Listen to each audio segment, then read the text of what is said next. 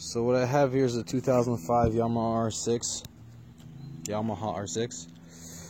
I took this bike over yesterday and now it can't get to start.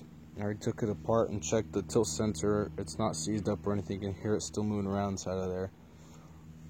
I have no idea why it's not starting. It's turning over, but it's not starting, and the check engine light is flashing. So here we go. Show what's going on. That's the check engine light flashing.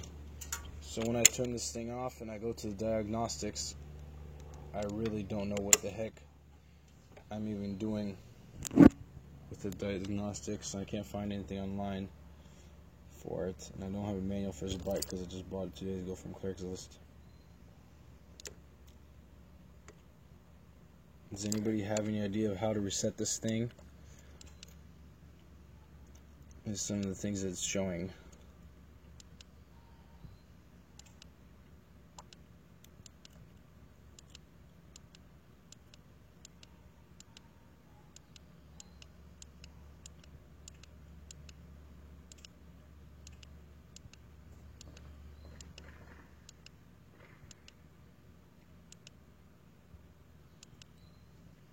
I have no idea what all that is. Anybody have an idea of how to reset this thing and get it to turn on again?